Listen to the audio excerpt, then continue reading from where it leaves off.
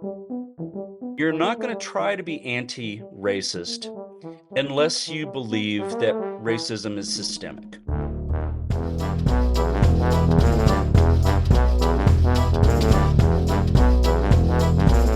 You're listening to Good Faith Weekly. I'm Mitch Randall. And I'm Missy Randall. We're here each week exploring the intersection of faith and culture We find people who stand up, speak out, and step forward. for inclusion, freedom, and justice for all. It's time for Good Faith Weekly. Brought to you by Good Faith Media.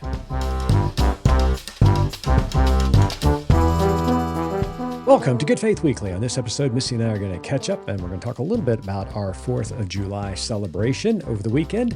And then later on in the pod, we sat down with one of our favorite professors, Dr. Greg Garrett. He's got a new book out titled White Lies, Dismantling 10 Cultural Myths About Race. It's a good pod, so stay tuned.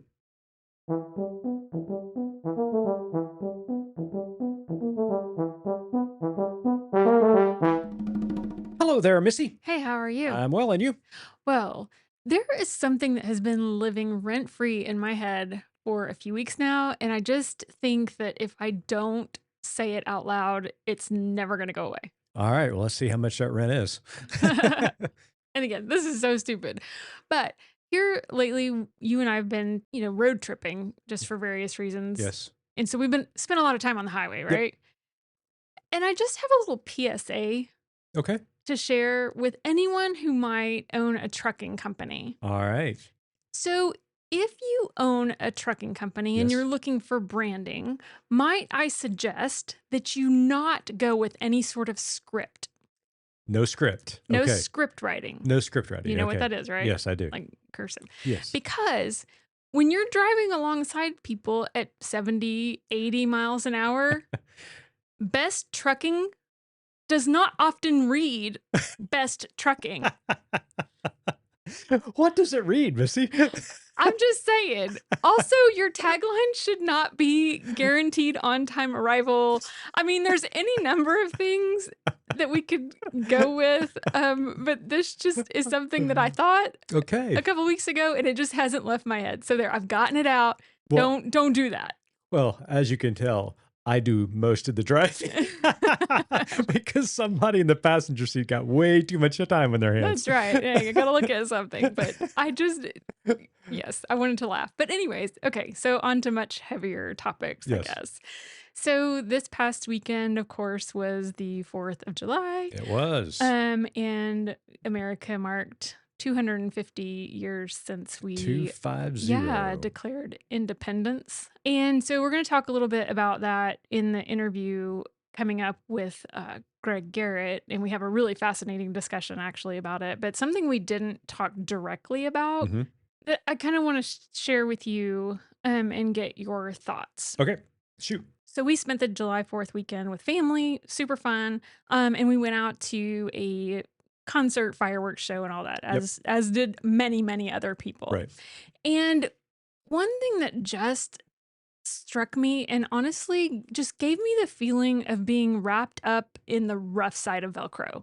Okay. You know what I mean? Just your skin. I've never heard that before. I like it. Go ahead. Yeah. So the number of t-shirts people were wearing Yeah. with overtly religious, in particular Christian messaging along with the flag. And Yeah. it just was so blatant. It made me cringe. Yeah.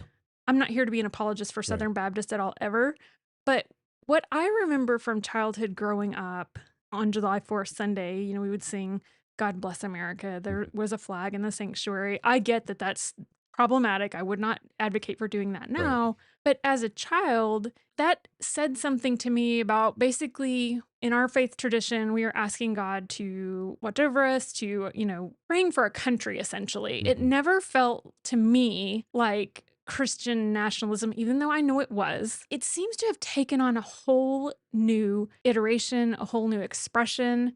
And I just wondered if you could talk a little bit about that and in particular, the imagery that we saw and why that is so problematic. That it's no longer just the fact that we're acknowledging this holiday in our faith community. Mhm. Yeah, I agree 100%. It was really astonishing to me to see the amount of religious messaging along with patriotic messaging that was basically melded I mean, together. how many ways can you put the name of Jesus into an American flag? Right. Let me tell you, it's about 12. Exactly. Yeah. So, I mean, the cross wrapped with the American flag is basically what we're talking about. And what really struck me is that, you and I, we've studied this, I've studied this for decades.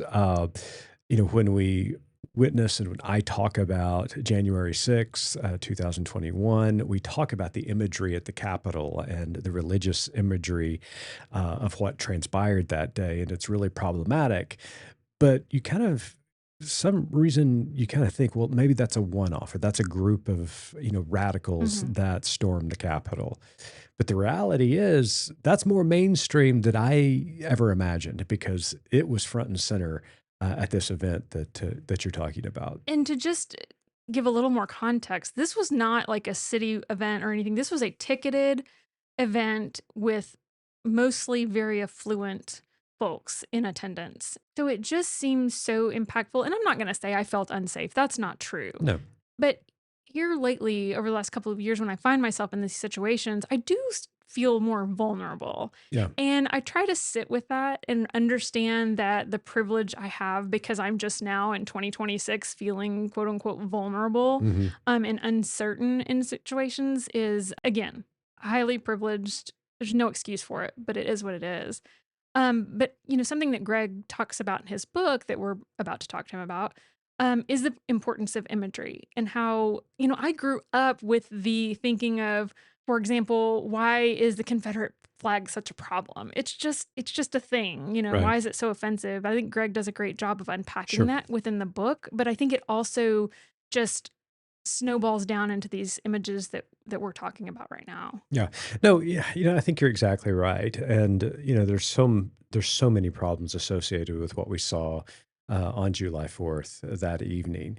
But I want to take a step back and it just was a reminder to me about how much Christian nationalism has gained not only momentum but has gained a foothold within our culture, that it's now Hmm. acceptable to wrap the cross with the flag Right. on a mass scale.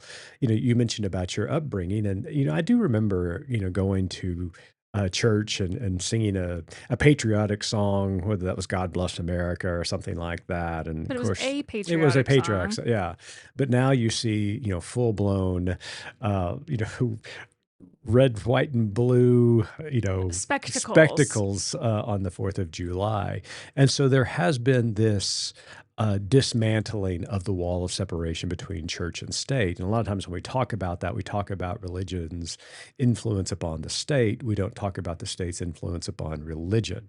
And that's what we're seeing. We're seeing uh, this influence of politics now entering into the church, and it's becoming prevalent over the cross. Because once you wrap the cross with the flag, guess what? The cross disappears. True. And one of the things I thought about as I was sitting there looking at the spectacle that was Saturday night, two things came to mind. One was simply the words of Jesus, "They know not what they do." Because I want to believe with all of my heart these are well-intentioned people. They love God, they want to live out their faith, and they also they're proud of their country. And they don't understand the problems associated with that kind of messaging that they are portraying. And it really kind of broke my heart to see that because the cross is global. It has a message We don't for have a monopoly we don't have a on monopoly that. on it. Yeah, and you know, God bless America, but God bless Argentina, God bless Brazil, God bless Right. Russia. I mean, God bless all the people of the We world. hope there's a divine providence Right. over all of us. Yeah. And so, we don't have this stranglehold on the gospel as Americans. And it's disheartening to see that those two have now become synonymous in some people's mind. Yeah, I agree. And I just think we've said it here before, you say it again, we have become what we detest. Right. And from my upbringing, again, not excusing even the dipping the toe in that my church did. However, I was brought up to believe that we kind of did not look favorably upon nations who had a state religion. Right. And we were proud of the fact that we didn't. Yeah. And, historically, all of this changes in the 1950s. And that is when the Cold War is, at its zenith. You had President Eisenhower. This is Mhm. after World War II, obviously, and Russia is beginning to, build their arsenal within the Soviet Union. And there's this arms race. And then all of a sudden, you have this religiosity introduced into the conversation, primarily by Billy Graham, by the way, Mhm. of the godless communist and the God fearing Americans. And that's, of course, when you have In God We Trust printed all over our money. You have the words One Nation Under God inserted into the Pledge of Allegiance. You have this rise of civic religion beginning to bubble up in the 1950s, and it just continues to ramp up.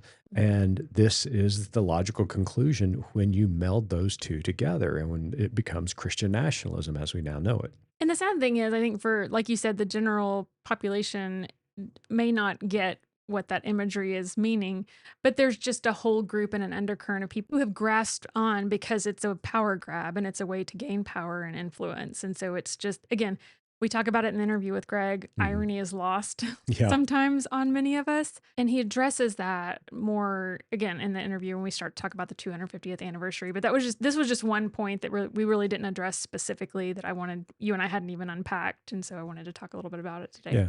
And of course, the second thing that came to mind on July 4th for me was seeing this celebration, not only where we were, but across the nation, and just thinking to myself, I mean, you talk about this a little bit in the interview. What exactly are we celebrating? Mhm. And we're celebrating this mythology of what this country is because it's great for some people, I guess, but certainly not great for everybody. And it hasn't been great historically for everybody.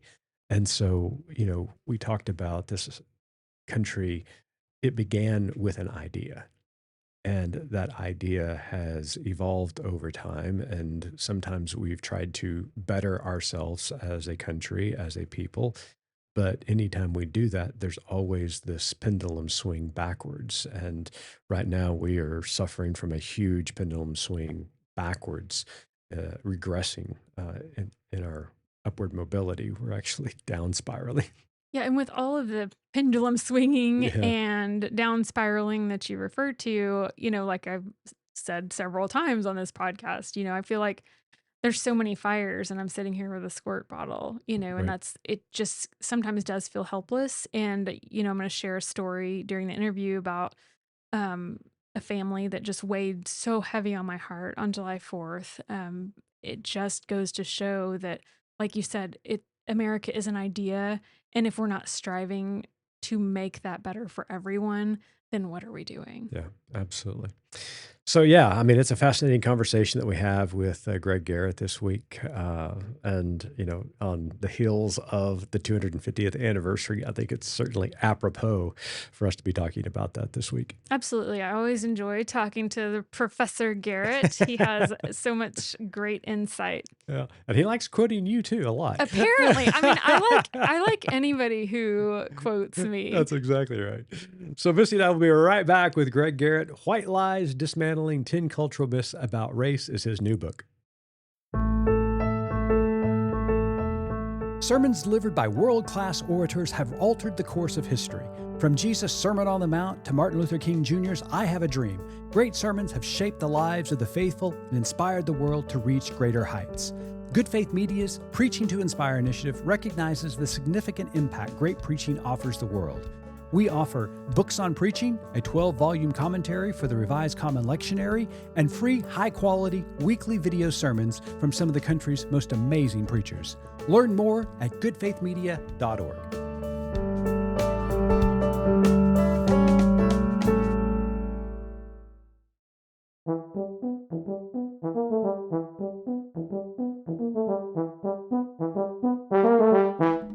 Welcome back to Good Faith Weekly. On this episode, we've got a very special guest with us. Dr. Greg Garrett is a professional writer who teaches creative writing, film, literature, and theology classes at Baylor University. He is the author of 30 books of fiction, nonfiction, memoirs, translations, including the critically acclaimed novels Freebird, Cycling, Shame, The Prodigal, and Bastille Day. His most recent nonfiction book, White Lies, Dismantling 10 Cultural Myths About Race, can be picked up wherever you purchase your reading materials. Greg, welcome back to Good Faith Weekly. Oh, Mitch, Missy, it's such a joy to be back with you. This is my third time to be in conversation with you. I learn things every time we talk, and I can't wait to have this conversation with you. Man, third time. I mean, we had Randall Balmer on last week. That was his fifth time. Yeah. So Greg is like You're working your way towards the smoking jacket. That's right. I need the jacket. Well, Professor, at some point you're going to stop agreeing to be on this show because I'm always going to bring up something you said years ago. So, wow. Okay, here we go. Starting off hot. that's right. So, I'm going to talk about what you said the first time you came on the show, which I asked you about again last time. I'm going to ask you again to respond to your own self. You said, I'm going to continue to work inside this system as long as it feels like progress can be made in it. But I can also see the case for saying we have screwed this up so badly that it would be better to just burn this house down and rebuild it. I told you before, I will say it again. I've got the matches. Are we there yet? That is such a good question.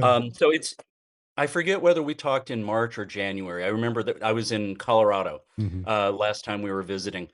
And since then, stuff has happened. But we are in this season where we have just had Juneteenth, which we celebrate big in Texas because of course Texas is where Juneteenth originated. We've had Donald Trump's 4th of July celebration for himself. We have had the World Cup. We have had all this drama around stuff. I have to say, just in terms of the larger system, corruption and cruelty tend to reveal themselves. And I think that those things are gradually becoming clearer and clearer to people. And whether we're talking about, the sort of shambolic mess of Donald Trump's,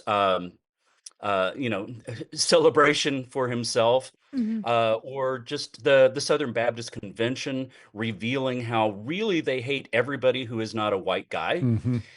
It feels to me like more and more that instead of our trying to have to push the rock of justice up the mountain, that it's actually rolling backwards. And this metaphor is probably going to get out of my control, but it feels like maybe it's going to crush some things on its way back down. And so I wrote on Substack last week that I'm simultaneously as afraid as I've ever been about where we are as Americans and as at least the sort of loudest representations of the American church. And I'm also as optimistic as I've been in 16 months that that truth and love and justice are going to prevail. So when I talk to myself from those months ago, what I would want to say to them is hang on, love wins. And that's where I'm going to land today. And next time we talk, you can tell me how badly mistaken I was. Sounds like he's got a water gun to compliment yours, and you guys are headed towards the gates of hell. So probably. That's right. We may already be there. All right. So now we'll ease our way into the book. First of all, I want to say I love the title. For one, it just stings from the beginning in the very most necessary way. Oh, Twitter is so angry about it. Oh, really? I guess I need to go back to that cesspool and see what's going on. But I want to talk a little bit about more of the subtitle, talking about specifically the myths. And I want to begin by kind of laying the foundation. What exactly is a myth? Why do they matter? And how are they created? So I've been writing about myth for years and years, like going back to my early kind of cultural study stuff. And I was in the car listening to some pods yesterday, and I had Paul Simon's 1986 album Graceland playing. And there's a song on that album called The Myth of Fingerprints. which I think is like absolutely on point for us here. And the second verse of that song talks about how there's an abandoned army fort in the Indian Ocean, and it was there because of the myth of fingerprints. Hmm. And the sort of like controlling metaphor for that song is that we are different. And so that's a myth that people lean into that explains us and them. Mhm. And, we build walls around us to keep them out, and like metaphorical or actual. So myths ultimately are not some sort of, it's a reason to explain, something, using Greek gods about reality. Myths are actually the stories and images and symbols that we lean into that explain ourselves and our beliefs. And myths can be true or myths can be false. And the myths that I'm writing about in this book, the 10 of them, there could have been more. Thank God that there weren't, because it took me 5 years of hard work just to Mhm. get these 10. But these are the myths that underlie so many of the things that white people particularly understand about themselves and their place in the universe, and their justification for the way they treat black, brown, I mean, every other sort of person except us. And I'm not going to repeat Mitch's email from yesterday, but part of why Twitter is so angry about this title is because there is this larger myth that white people shouldn't have to think about these things. Yeah. Mhm. We're at the top of the ladder and we control everything, and America is for white Americans only, which is one of the myths that I write about. God bless white America, which actually was the earlier title of the book. And my editor said, I am afraid people would think you're a white supremacist.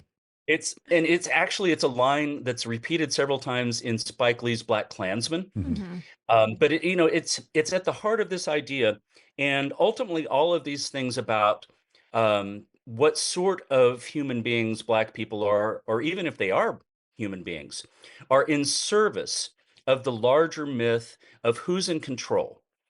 So whether that's in the Southern Baptist Convention and what they think about women in leadership roles, or about Black churches who left the Southern Baptist Convention because they refused to acknowledge America's past, which is lost cause myth kind of stuff about the Confederacy and slavery. These myths are ultimately the way a large portion of white Americans understand themselves.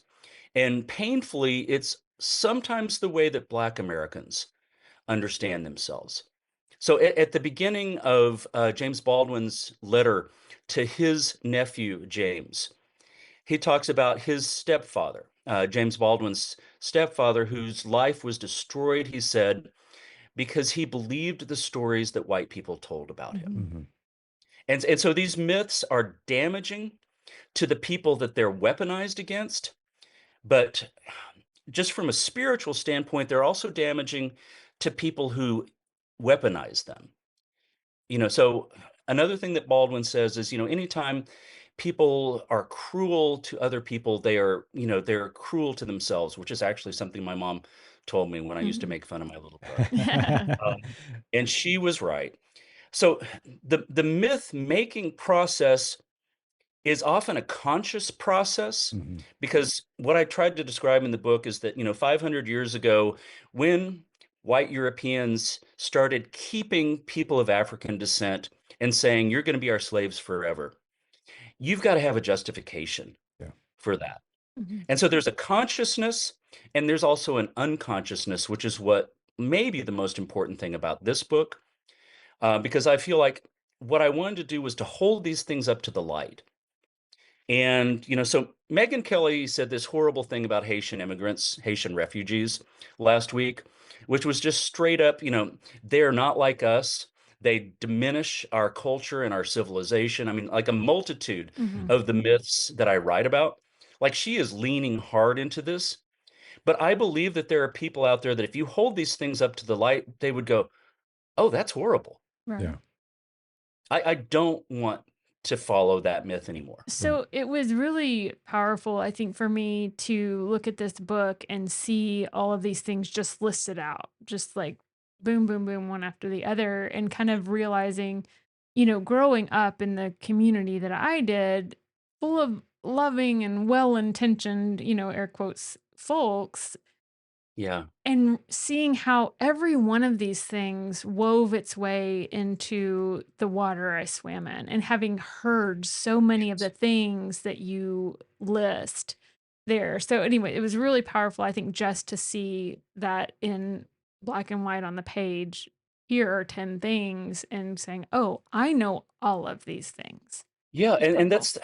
it's the hard and I hope useful thing about the book because these myths cover the gamut from things that are sort of existential and philosophical, like the early chapters which say, black people are not human, or if they are human, they're less human than we are, and they need to be kept under our close supervision. To the more personal myths, because I mean, I think you guys know we've talked about this. I've been doing this work for 10 years in white religious spaces. And I am commonly getting these I am not racist Mhm. mythic responses. I have a black friend.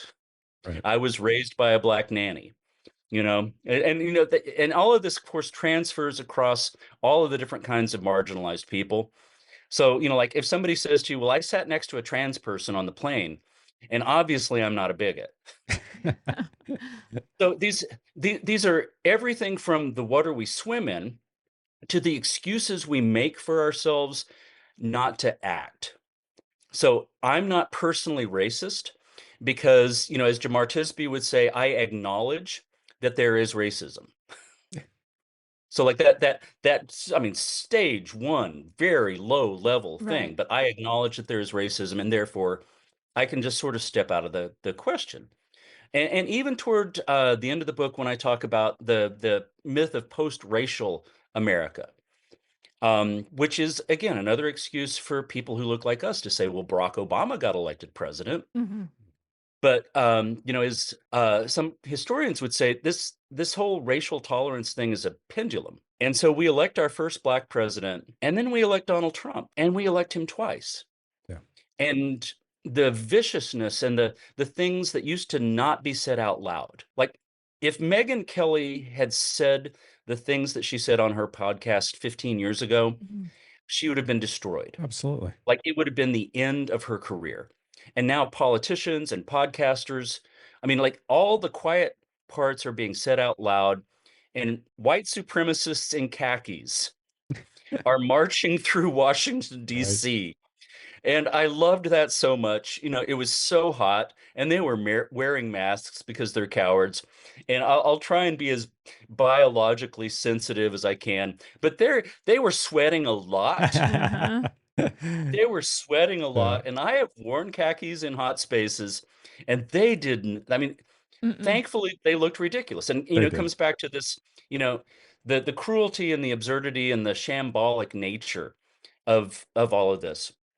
But Ty Seidule, who is the former head of the history department Mhm. at West Point, who I interviewed 3 times for this book, and one of the great experts about the lost cause myth. When he and I talked, because I grew up in the Deep South, he grew up in the Deep South, and Missy, your metaphor is absolutely right. For many of us, whether we grew up in small towns or in urban spaces, if we grew up white, this was the water we swam in. Yeah. Mhm.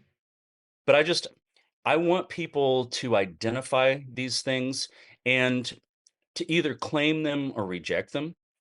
And if you claim them, Megyn Kelly, we know who you are. And if like some of the white folks that I've talked to in church settings over the last 10 years say, I don't want to be like this anymore.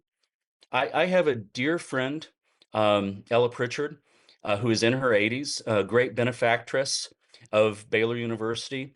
And during the pandemic, I mean, she basically reached out to me and said, could you give me a reading list? Mhm. Mhm. I grew up in the South and I want to do better. And I mean, when people ask me what gives me hope, she is one of the things because she is one of those people who said, I've had these waters I've swam in my whole life, and I'm ready to get out of the pool. Mhm. So another part of the book, Greg, that I really appreciated was the historical analysis, the thread that ran through the entirety of the book. One of the things that I appreciated personally was this connection beginning with the doctrine of discovery, Yes. and then going through the history, what we got wrong, what we got right at the foundation of the United States, the Emancipation Proclamation, and then Reconstruction, and then leads into Jim Crow. This thread between the doctrine of discovery and the lost cause. Can you connect the dots for our audience why this is important? Because you got a theological baptism of white supremacy, and then you have this constitutional baptism of white supremacy and a legal baptism of white supremacy. It almost, makes me pause and say, what are we doing today to baptize white supremacy? Oh, yes, that's such a good question. And one of the reasons that I tried to be both historical, but also dip into a bunch of different disciplines Mm-hmm. is because these myths have been spread through every available venue. And so, you've got papal bulls Mm-hmm. that say that white explorers can take the lands that they discover because these people are not Christian. And we've got laws, we've got sermons, we've got philosophical discourse, we've got pseudoscience. And Mitch, I really like is not the right word. I do this in class sometimes when we're talking about a difficult thing, and I'm like, I don't like it, Right. but I like that take because we baptize these myths with so many different kinds of discourse. And so it begins with the doctrine of discovery and the sort of official theological, but also political, Right. geopolitical. Um, And economic, because there's lands associated with those souls. yeah, God, gold, and glory. Yeah. And we baptize it with legal decisions like the decision in Virginia, which was so pivotal. The idea that instead of employing English common law, we were going to go back to Roman law to say that the condition of the child depended on the condition of the mother, like livestock. Right. So a child born to an enslaved woman was a slave. And so like we see it in all these kinds of discourse. And because I'm somebody who also studies film and pop culture, um, this book delved into a lot of things I had not imagined that I would be finding baptizing Mm-hmm. racist myths. But I talk about toys in the Sears Roebuck catalog Yeah. from the 1930s. I talk about advertisements, in Look and Life, and all of these, sort of acquiescent black servants, the faithful servant motif that I talk about in the "I Have a Black Friend" myth chapter. Um, and it continues all the way up to the present day. And so now we're seeing it in Supreme Court decisions. Where Justice Roberts, who this has been a project of his for some time, but Justice Roberts has wanted to say for a long time, we are not a racist country. And so we don't need to make special accommodations for people who have been historically disadvantaged. And so I write in the book about a couple of years ago how they took away affirmative action in colleges and universities because there's no longer racism. And a couple of weeks ago, they they did this voting rights in the South Mm-hmm. case because there's no longer discrimination. And so this gets baptized over and over and over again. And it gets baptized even in kind of ridiculous pop culture. That UFC cage fighter Yeah. That was who who called out Michelle Michelle Obama Obama. Yeah. and was like simultaneously like misogynist, anti-trans and anti-black. I mean, that's a lot. He got a lot into a short sentence Right. Yep. about, He did. and so, these myths are still being disseminated. And so for me, the most important thing we can do is say these are the things that have always been done to baptize these attempts to create the idea that some human beings are not actually children of God. Yeah.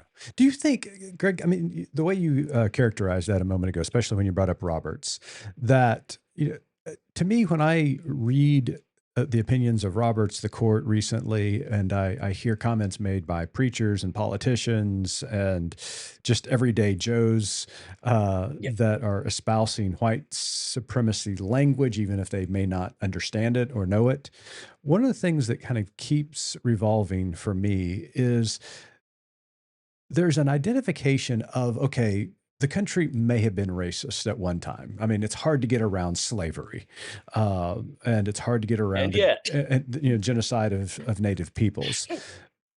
But it is almost, the argument is now being made, and you articulate this in the book after Obama's presidency, that somehow we are in a post-racism society.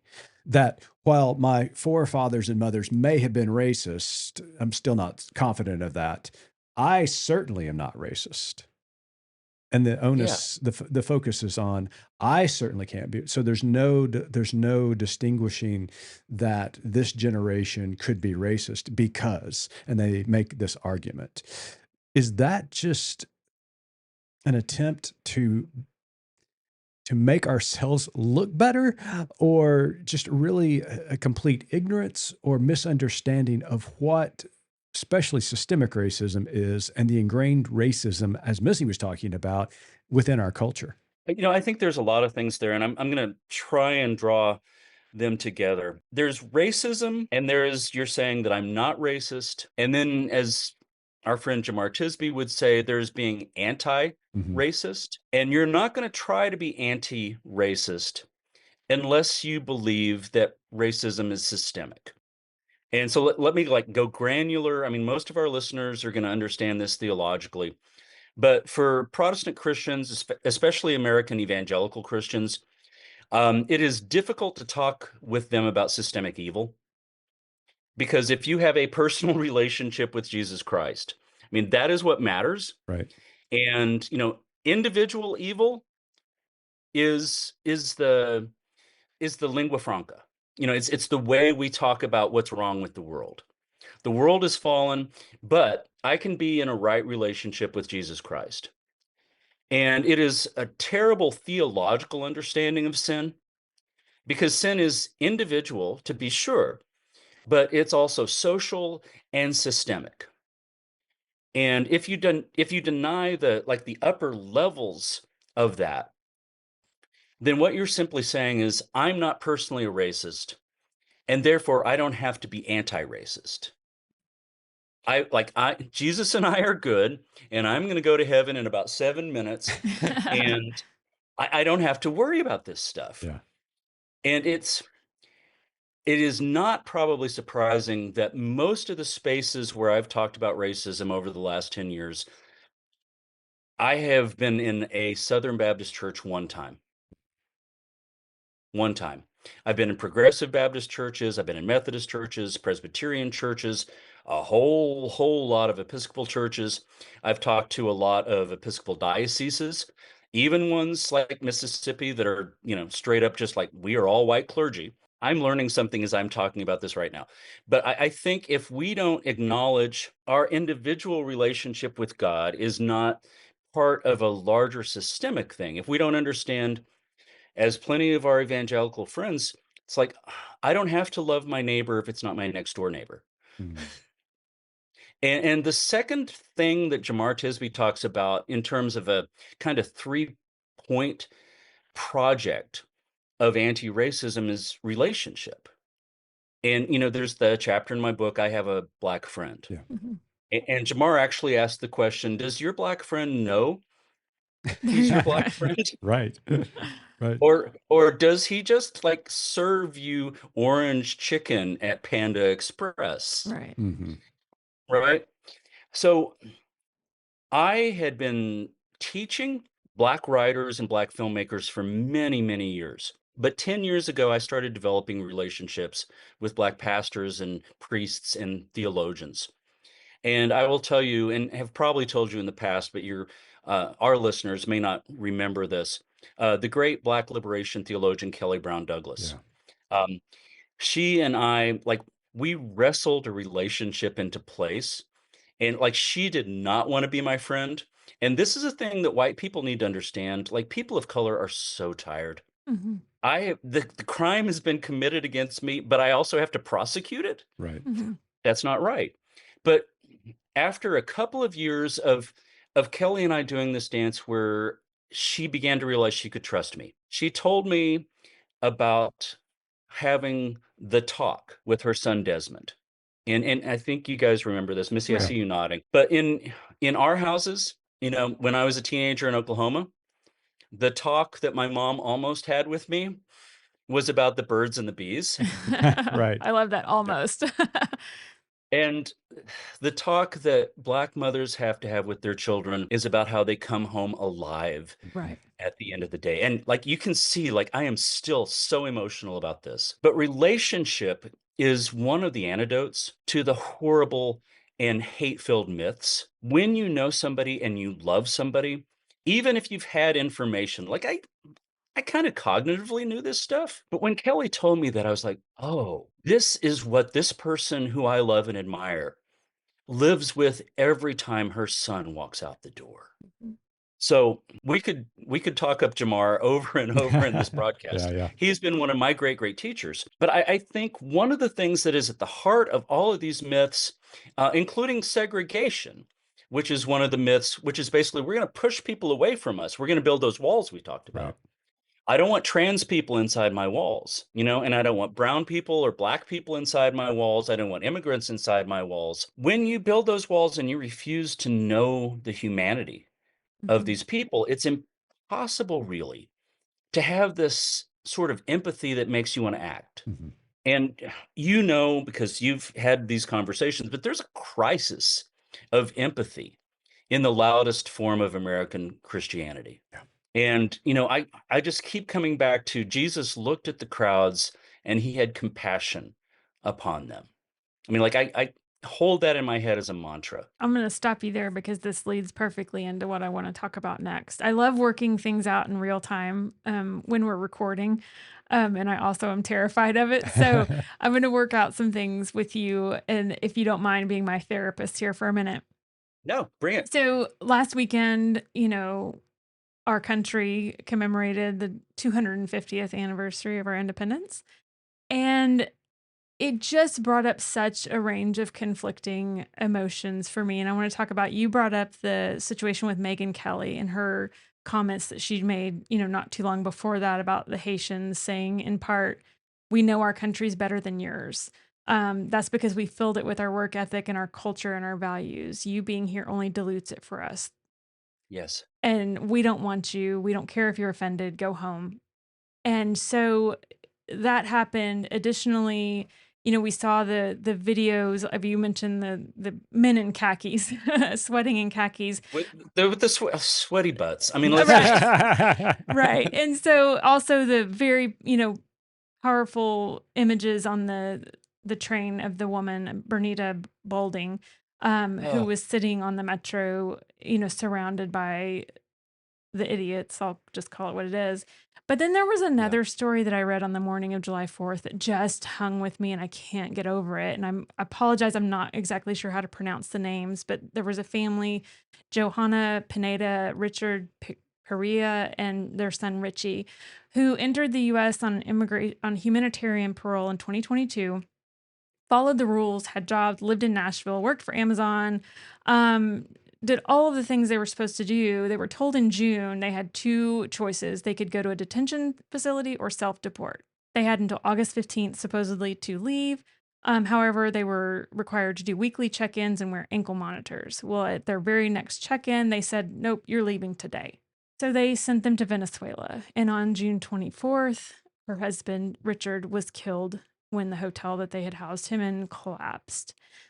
She buried him on Wednesday, and on Saturday, America was celebrating its greatness. And I just could not get that out of my head the whole night when we were, seeing this amazing drone show and fireworks. And who is it great for? And I don't know how to wrestle with that anymore. One of the most important chapters in the book, and unfortunately, one that's going to be current for a while is the chapter about America's for white Americans. And, I said earlier that these myths about Black and brown and Asian and gay people are employed. They're employed to set a hierarchy and to allow people to hate. And we were also talking about this crisis of empathy. And honestly, just, J.D. Vance's whole ridiculous argument with the Pope about who is our neighbor. Like, that's settled. Don't argue with one of the greatest Augustinian theologians in the world about what Jesus and Augustine said. Right. Everyone is our neighbor. And if everyone is our neighbor, then they deserve human dignity, which also brings us back to our founding documents. And Missy, thank you for that story. Like, it broke me, but it is an everyday story. And what I hope our listeners are going to hear, even when I go back to my previous hope, there is still so much terrible stuff, like our water bottle metaphor from our Right. last conversation. The whole world seems to be on fire. Maybe it's a tiny bit less on fire than the last time we talked, but it is still like, they're blazing to the left and right of us. I don't know that I can be your therapist, but I can tell you how I'm sort of feeling about this, because what I wrote in my Substack for 4th of July is, because I love Jesus, there are certain things that I'm called to do and certain things I'm supposed to speak about and speak out about, even if it comes at a cost. And because secondarily, I love my country, there are things that I'm called to say and to speak out about. And so I think what I would say to our listeners is the same thing that you said to me back when we were talking about the world being on fire. Everybody has a spray bottle, you know? And for us, it may be words. Like, I have a platform. I'm a writer, I'm a speaker.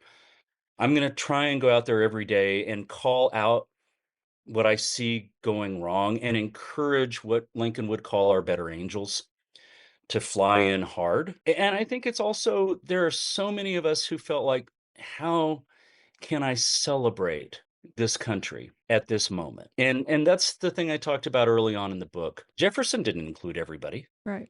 when he was talking about all men being created equal. And I included a number of historians who basically said Jefferson didn't include everybody. And I love the metaphor. There's no pictures in this book, which is okay. But if there had been pictures, one of them would have been a picture I had taken in the basement of the Smithsonian Museum of African American History and Culture, where, by the way, MAGA people sheltered from the storm the other night. That They don't just get irony though, Greg. They do It's not just get irony. lost.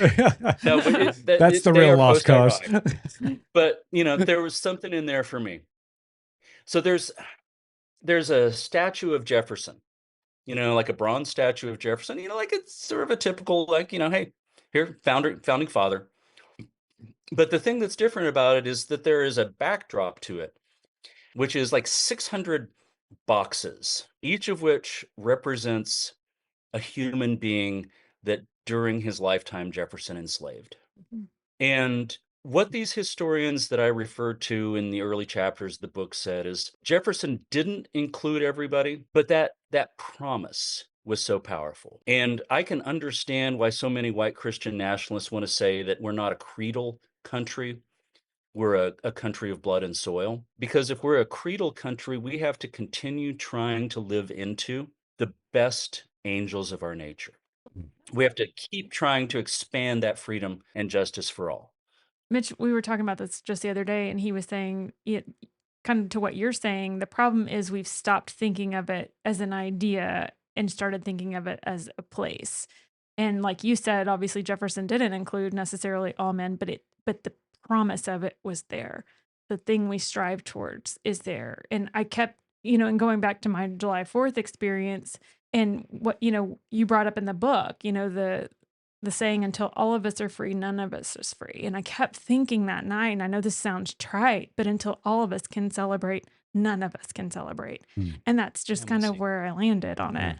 Because even though there've been conflicting feelings all along, this year just was like, I just don't know that I can get there anymore. Well, and the place where my faith comes into this, I think you guys remember that I was raised Southern Baptist, raised in a very conservative evangelical home. That personal relationship with Jesus was the only thing that mattered. So I was in Southern Baptist churches in the Deep South and in Oklahoma from the time I was born till the time I was 17. I never once heard a sermon about racism, never once heard a sermon about justice. I heard a lot of sermons about drinking Mm-hmm. and dancing. And so, that tradition wrecked me personally, spiritually, emotionally, and soured me, I thought, on God. Mm-hmm. And then you remember from my story that some years later, like at the worst, like most depressed moment of my life, I was rescued by a historically African American church. Yeah. And they were able to bring together the things that I had always intuited belonged together, the idea that faith and justice belong together. And I don't know if I write this directly in the book, but for like many years when I was teaching Martin Luther King, I shied away from him being a Baptist preacher. I wanted him to be a really eloquent social worker. Right. And, St. James Episcopal Church, and I'm actually back in that church. I think I've told you last time we Mm-hmm. talked. So that is my Sunday parish church when I'm not out speaking someplace else. But like it is a place that brought together my very real understanding from a very young age when I was, in Georgia and North Carolina in newly integrated schools, that racism was a cardinal sin. And the way that my black classmates were treated was unjust, although I would not have known the word, Mm-hmm. in second or third grade. And that faith without justice is meaningless. I mean, Dr. King said that, it's if your church isn't talking about this issues, it's an irrelevant social club. True. Yep. All right. So, Greg, I've got one last question for you. I know we're going long, but I cannot let you go with not asking or without asking this. And it goes back to Missy's original question. So, as we've been talking about these myths, one thing keeps coming to mind, and that is a lie gets halfway around the world before the truth gets out the door. So, the reality is these myths have taken on, if I can use another phrase, a truthiness about them within our Yep. culture. It's almost impossible to counter those or to rein them back in. We can counter, I mean, I can say we can counter those, let me say that. But to rein them back in to the point where we're really truly going to stamp those out. And I've been saying this for quite some time. And here's my problem. And this is what Missy and I continue to talk about. We live in a country, the foundation of this country for 250 years and beyond is built upon a slanted foundation Oh, on the genocide of one people and the enslavement of another. And then not to mention just patriarchy at large. Because that foundation is tilted, it's almost impossible to achieve equality because of the tilted foundation. Missy's question, I still think hangs in the air. Is the only way to rectify this to burn it to the ground and start over? The more practical side of me says that's impossible. That's never going to happen. So how in the world do we get Ramjack in here to somehow level up this foundation? Because that's what it's going to take. And we keep trying to add another story, to the house, trying to make the top level, but it's never going to be level because the foundation is tilted. So how do we get Ramjack in here to balance this thing? So I'm going to interject real quick before he answers this question and say, from a practical standpoint, as speaking as people who have had foundation issues, dealing with foundation issues in real terms is incredibly overwhelming Yeah. and Yeah. incredibly expensive. Yep. All right, Greg, go. and both of you are right. I'll mention this quickly because I mean that metaphor is so powerful for me. Isabel Wilkerson, Mhm. the great New York Times journalist, Yeah. best-selling author of Caste, is somebody who was one of my big teachers for this book. And when she's speaking about race in America, she uses that house metaphor a lot. And for her, it's largely around the kinds of denial questions we were talking about earlier, Right. or deflection questions. It's like, I didn't build this house, Mhm. right? Like I didn't hire the surveyor. I didn't, you know, it's not my fault that we built on a slanting lot. And, now we've got all these issues. But, what she says is we have inherited this house Mhm. and we live in it. And if the foundation is slanted, if the wiring is bad, if the roof is leaking, either we're going to have to tear the house down entirely or we're going to have to fix it. And, that comes back to Missy's earlier question. And I am not a politician. I have actually been encouraged recently to run for office, which I laughed so hard about that. I thought about John Mulaney's thing when somebody encouraged him to run for office, and he said, unless people get a whole lot cooler about some things right away, I Right. don't think that's ever going to happen. I don't know, but I'm here for Um, those campaign commercials. oh, that would be awesome. You remember all those divorces? I learned a bunch of stuff. Um, but what I am is I'm a theologian. Yeah. I'm a person who studies stories. A person who writes stories. And for me, story is the way that we shape ourselves and reshape ourselves. So somebody else might have a different answer to this. If you were talking with James Tallarico, he would say, well, I'm going to pass this law and this law and this law. Mhm. Um, but what I would say to you is basically the message of this book. Mhm. These are the stories we've been telling ourselves for 400 years, Yeah. and they are bad stories. And we need not only to stop telling these stories, but like the conclusion of the book says, we've got to recognize they were never true stories, and there are better stories that, as my friends at Wilshire Baptist Church in Dallas got me to sort of say on stage one day, these are soul filling stories instead of soul killing stories. So, my response is always going to be, how do we tell better stories that lean into who we are as people of faith, as followers of Jesus, as people who love our neighbors? And then the layer underneath that for me is always, because my faith is going to come first. How do we treat other Americans with dignity? How do we treat refugees with dignity? How do we recognize that the reason people wanted to come to America was because we had these aspirations, never realized, but in my July 4th Substack, I quoted the poem from Langston Hughes, America never was America Yeah. to me. Yeah. And that for me is the reality.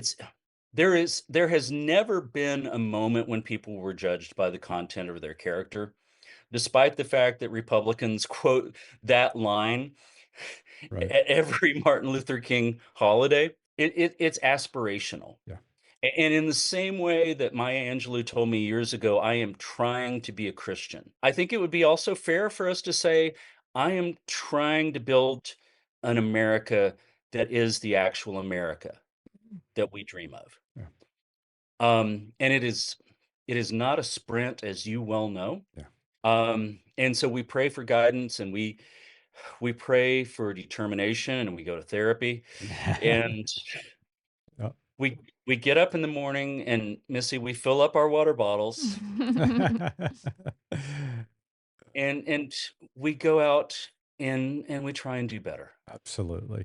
All right, Greg. Well, I'll set my sledgehammer down for just another week and get my level back out. So, Greg Okay. Garrett, thank you so much for joining us this week on Good Faith Weekly. The book is White Lies, Dismantling 10 Cultural Myths About Race. It is available wherever you purchase your reading materials.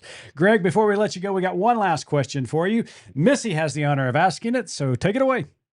So, Professor, as you know, our tagline at Good Faith Media is "There's more to tell." So, in light of your work and our conversation today, what is your more to tell?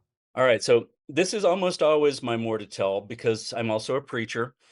And so, like, after you sketch out, this is what's wrong, then you sketch out the aspirational goals. So after the benediction, after we've been released from this podcast or from this sanctuary, what what do we do next? Yeah. And Jamar Tisby has come up a number of times. The three-part model that we've talked about is awareness, relationship, and commitment. And so, I would commend those first two things, because most white people stop at awareness. It's why, movies about white people becoming a tiny bit less racist always win the Academy Awards. But relationship has been essential to my journey. It's shaped me, it's changed me, it's encouraged me. The Black church has taught me so much about courage and resilience. And then you come to the place of commitment, which is our water bottle Mhm. phase.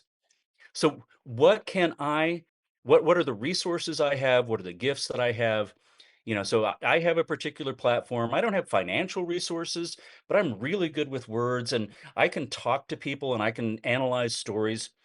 And so the more to tell about racism in America has got to be anti-racism commitment. What do we do to turn these myths on their heads, to deny them, to recognize and claim the better myths, and just simply to say this is unjust, whether we think about it in a theological sense or in a democratic sense. What James Baldwin said at the end of his life is, I only have this much wisdom to give, and it's this: we can do better. There you go, Missy. You got somebody carrying a water bottle with you. So, That's right. Greg, thanks again for being with us. You're welcome back anytime, my friend. Again, the book is White Lies, Dismantling 10 Cultural Myths About Race. Thank you, my friend. No, thanks, you all. Always a joy. And to our audience, we want to thank you for joining us this week. Missy and I will be back next week. And until then, keep living good faith.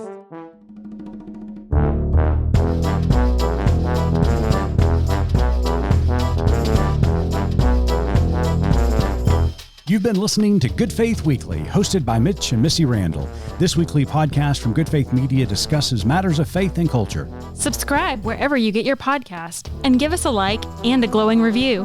We produce the podcast out of Norman, Oklahoma. Our music comes from Pond 5. And we're supported by listeners like you. Learn more about us at goodfaithmedia.org.